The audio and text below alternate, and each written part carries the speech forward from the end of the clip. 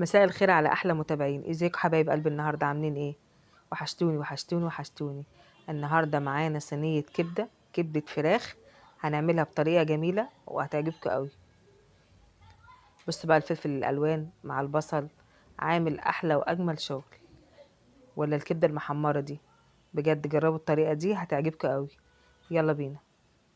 هنا انا معايا كده نص كيلو كبده فراخ. انا كنت غسلاها غسله كويسه ونقعتها بالخل وبالملح 10 دقايق، وبعد كده غسلتها وشطفتها وبقت زي الفل معايا.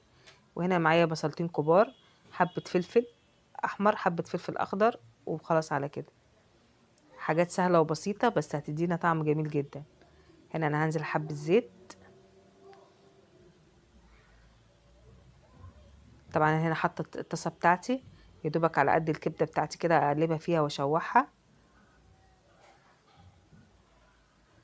بصوا بقى، الزيت فطفط عليا، بهدلني بهدلني. يلا فداكم. طبعا اول ما تنزلي بيها ما تقلبيش الكبده على طول، سيبيها كده حوالي ثانيتين 3 كده عشان ما تتهرش معاكي، عشان تعرفي تحطي المعلقه كده. انا كده وزعتهم، حطيتهم في الجناب عشان كله يتحمر معايا ويبقى حلو. بص كده انا قلبتها كده اهو، لان انا لو قلبتها على طول هتتبهدل معايا، لازم تسيبيها شويه كده. طبعا الكبده بتاعتنا واي زفر معانا، كبده، فراخ، اللحمه، الصدوق، اي حاجه معانا فيها لحوم والكلام دوت، لازم نديها الصدمه بتاعتها كده اهوت. لما بتديها الصدمه الاول قبل ما تنزلي بالخضار بتاعك بتبقى احلى واجمل.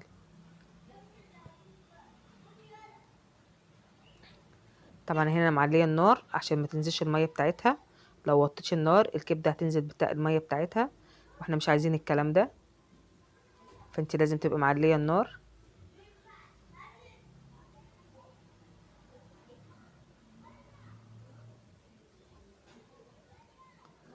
لازم ايدك تبقى فيها على طول عشان كله يدي لون واحد.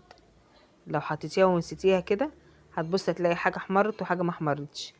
اي حاجه بنحطها على النار يا جماعه ما ننساهاش عشان كلها يبقى لون واحد. بص انا هنا نسيتها بس شويه كده، ورحت بس اعمل حاجه كده عند الحوض، بصيت لقيتها احمرت مني كتير والباقي لسه ما احمرش. بس على مين هحمر كله واخليه زي بعضه. هنا انا نزلت بالبصلتين بتوعي. طبعا انت عايزه تنزلي ببصلايه واحده انزلي. انا نزلت بالبصلتين بتوعي لان انا بحب البصل جدا في الاكله دي، فانا بحب ازود البصل. بس هي بصله ليكي واحده كفايه.